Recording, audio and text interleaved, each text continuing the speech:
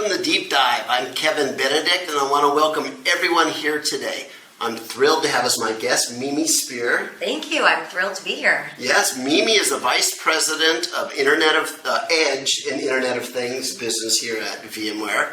And what an interesting area of all the areas, right? It's crazy. It's pretty exciting, I have to say. It's really an evolution of a lot of different technologies. So is this in the end user computing group, or where does it fit in the business? We're actually our own BU. That's a great question. So we formed a new business unit a couple years ago, very small startup to begin with, and now we have evolved actually over the past 6 months to include Edge, to include IoT, and several different solutions actually underneath us. So before we get into who you are, okay. Mimi, let's define Edge. What does Edge mean to you? Yeah, so, Edge is, there's a lot of, I would say, lots of different definitions out there. So, you talk to telcos and their edge is very different than if you talk to enterprise and their edge is different.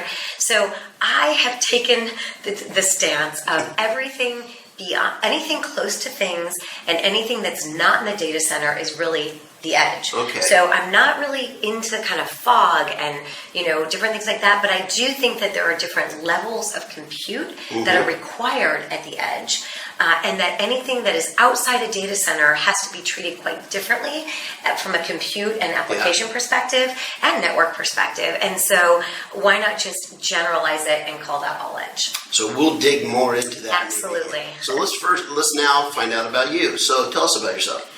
So I have been in enterprise software for 20 plus years. I've had the really exciting career to start at Oracle. I actually started as an accountant, if you can believe it. But that wasn't really my cup of tea. And so, but I did learn a lot. And then I went to Oracle, and I was actually in consulting. We implemented many very large companies' manufacturing and financial applications.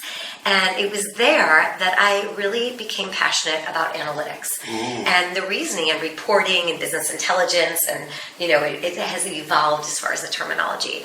But the reason why is because all of a sudden you can have these visualizations and these ways to be able to understand your business better, make better decisions by using this data in these very unique ways. And then it was multidimensional databases and OLAP and ROLAP and all these really interesting technologies that really took business and the ability to make decisions to the next level. So that was my beginning, and I've been on kind of that trajectory ever since. All right. And so what's interesting here is when I think about Internet of Things, I've written papers about Internet of Things back when it was called machine to machine. Yeah. And there was a distinction between mobility over here and analytics over there, and then you had machine to machine data. Yeah. But now they've all kind of merged and worked, just both come together and moved around in the business. That's right. Where is the real value in Internet of Things? Is it the analytics? Is it the visibility in the street? Where is it? Where's the real value? So what's quite interesting is that, it's going to be diverse, and I think it will evolve over time. Yeah. But if you look at a lot of the IoT use cases today, they are actually very simple.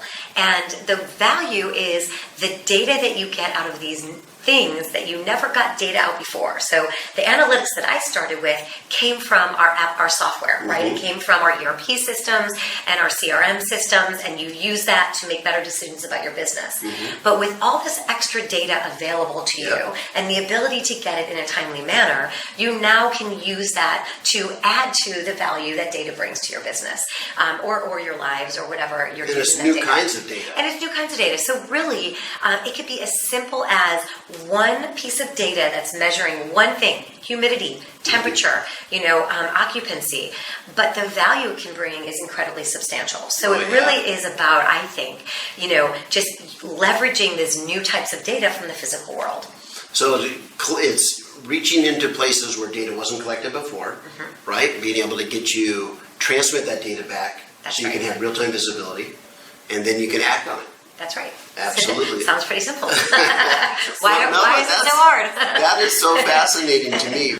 So Mimi, Internet of Things, it has evolved so much. How have you seen it change over the last 5 years? Yeah, so I've really looked at it. So, the way I see it is that in the world I come from, which is very software based, Yeah. right? I'm not in the embedded space. I'm not in a manufacturing facility. Yeah. From the software perspective, I see the evolution of analytics going from big data and now to IoT. And to me, the only difference is that if you're going to leverage all of that data from things, then you really need different types of architectures and different types of technology to make sure that happens. And I think that what's really evolved is that we have the possibility now, with how far networking has come, with how far our business intelligence and analytics technology has come, with the ability to get data out of things, which actually isn't very easy, we now have the ability to really leverage that data. So I think that's how it's evolved in the last 5 years. But if you zoom in even on a year, I think there's also been a huge evolution. I think everyone's been talking about it. There's so much hype, but we're finally seeing traction. And I think the reason we're seeing traction is because most companies are actually trying to do very simple use cases and seeing ROI before they jump into huge amount of use cases. And I think that's the right approach to take. So what was the obstacle that was slowing down adoption? I think the obstacle was getting data out of things. Okay. So just getting that data out, sending it to where it needs to go. Many companies have told me that they walk around with thumb drives and stick it onto their things to get data out. And when those things are up in utility poles or in windmills or down in pipes, that becomes not something that would really scale. So I think that's one big one. Yeah. So talk to me about Edge. How has that area evolved? Yeah, so I think it's a very natural evolution. I think that software companies and technology companies have realized that in order to take advantage of IoT and to really use IoT in your business in multiple different ways, then the compute that everybody's running to the cloud and putting all of their applications in the cloud, they've realized that that won't work. You are going to have compute down closer to where the things reside. And it's going to look different for every use case because not every use case needs, up to the second real-time analytics. Right. Like your airbag going off. You don't want that to be up in the cloud. You want that to be in the car. But with the range of different types of use cases and the importance of really, I would say, because so many of our customers are putting their data in the cloud, having that connection point from compute at the edge, making it easier to collect data and do some processing at the edge and maybe even analytics, and then connect back to the cloud. That's really where the industry is going, and that's how I view the edge. And then there's multiple different layers to make that happen. So Mimi, it seems to me when I think about the whole ecosystem around Internet of Things, you've got sensors in the field and you've got computing in the field, you've got giant cloud-based databases, you have in processing, you have information flowing back and forth from all regions of the world. There must be some big security requirements there. Yeah, so I think that's one of the biggest reasons customers or our customers and enterprises are slow to adopt, is they're really, really fearful of what could happen. So I think IoT has been out there for a long time, probably not secure. And so what's great for VMware is that IT organizations are getting much more involved in IoT and helping the different lines of business and operations organizations put a foundation in place that includes security, whatever use case they're talking about. So the security risks, the way I look at it are, you've got what I'll call the device edge, and that's where the things reside, and even gateways, should really be what has a decoupling point from the actual things to the wide area network. So we believe gateways are a great type of infrastructure that can help, collect data, but really protect anything that's supposed to be, the physical world, doing its job, robots and ships and machinery and cars. And then, so that is really important, and getting that device edge architecture and security right is really important. Then if you move up to the compute edge, which will be kind of, in my mind, server class systems at the edge, that also needs to be secure. Now you've got data center-like servers that are much more distributed and more fleet-like out in the world. And so how do you make sure that those stay secure? And then the network and all of the data flow going back up to the cloud, as you mentioned, and especially because there's so many different types of network that are happening, Wi-Fi or Zigbee or, wide area networks. And so, getting all of those levels and really looking at it at all those angles, I think is really important. That's where we come in, and many companies are focused on. Oh yeah, because I remember tracking VMware after they acquired AirWatch, and they were starting, they had device security for all the devices out there. And it must be that technology, I imagine, can be extended into the Internet of Things space as well. So we definitely learned a lot from AirWatch, and they do a fantastic job with mobility and even, some IoT devices. And so we've taken that concept and even the concept of what we do in the data center, which is really monitoring, all the systems in the data center to make sure that they're up 99.9% of the time. And combining those concepts, we built a solution from the ground up specifically for IoT. And the difference is that IoT has such a wide variety of different types of devices and also a wide variety of different types of operating systems. Even Linux, there's many custom versions of Linux, so you've got to deal with this. And so we've developed something that's very kind of similar conceptually to AirWatch, but helps you with a wide variety of devices and the multitude of levels, gateways, things, sensors. So IT organizations can have visibility across all of those, and OT can actually understand exactly what's happening with their devices. Oh, yeah. Now, in the world of Internet of Things, of course, devices can be anywhere, right? Yes. So transmission of data back and forth wirelessly is a big topic and a big consideration. How's 5G going to impact things? That's a great question. So, VMware is obviously, very involved in 5G and driving the adoption of 5G and working with telcos around our NFV solution. So the way I see it, and it'll be interesting, is that I think the more our enterprises adopt IoT, this will accelerate 5G really becoming pervasive. It's coming. There's no doubt about it. And I think, everyone's kind of watching the market and making sure that, the telcos that are going to do this are going to be there at the right timing with the 5G available. Right. And it's getting close. I think this year is going to be a very interesting year of the evolution of 5G. And you're going to be at Mobile World in Barcelona. I am. You'll be able to get the latest information. I will. It'll be interesting to see. I know they talk about 5G nonstop. They have for years, but this year in particular. Yeah. So, talk to me about what VMware is bringing to the table when it comes to Internet of Things, because there's all these sensor manufacturers, there's 5G as standard, there's telcos, there's security solutions. What all are you bringing to the table as an organization?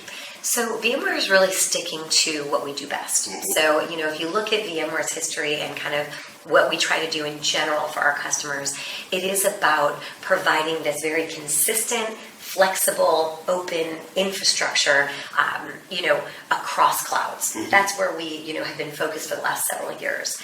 We are extending that to the edge. And the goal for us is to provide our customers with really a holistic edge-to-cloud infrastructure that can help them run their applications, their development environments, wherever they want. We want to make sure that they have the choice of whatever cloud they want to use, whatever analytics applications they want to use, whatever development tools, maybe Azure or Greengrass, at the edge, where it might be Kubernetes in the cloud, and whatever devices they want to use, and whatever operating systems and network they want to use. So we want to give them that flexibility, but provide them a foundation that starts at the device edge, where we talked about before, those things and gateways, moves up to the compute edge, so really the appliances that are required at different environments across different edges, so retail edge or plants or factories, and then the network edge. How can we make it more simple for our customers to have different types of networks, different types of use cases, different types of connectivity, and then simplify, how that works. So that's what we're doing. Our portfolio is called VMware Edge, and it really takes solutions from the device edge to the compute edge and the network edge. Oh, that's fascinating. Thanks for sharing that with us. So, you've had an important role in the evolution of this offering. Yes. What's been the hardest part? Well, it's been an exciting journey. We started, just me and a couple people. And I think the hardest part is getting a this is a hard problem to solve. So what I just described is not easy. And VMware, in order to be the leaders and to support our customers with what they want to do in this multi-cloud, multi-network, multi-device world, we need to get it right. And we need to make sure we're building a product that scales, that can, that has the security built in, and designed within, that connects to our other solutions and to the cloud. And so getting that product right, I mean, it has taken us over 2 years to build it. Pulse IoT Center, our first product. And now we're off to the races, which is great.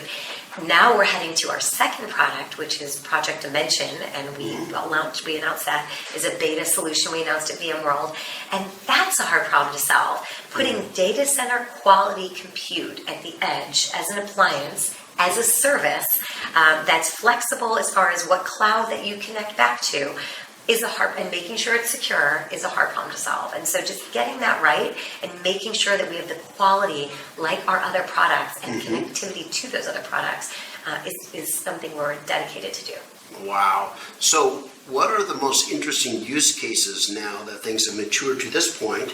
What are the most the most interesting use cases you're watching? So I've had the pleasure to be part of many exciting use cases. The nice thing is that we're very horizontal. We actually built our first solution for the automotive industry because that's where the first interest was, and we thought if we build this to support connected cars, then we probably could do a connected factory. That's probably the hardest from the scale, mission critical applications, things like that. And being in the Bay Area, you've got those cars everywhere. We've got these cars everywhere. Isn't that funny? It's so funny to see. But I think the customer that for me, really was the most interesting and why I'm here, because I need a purpose in life, and this is, what I was hoping that would happen is CISA is a company out of the Netherlands, and they are a not-for-profit helping people with very severe disabilities.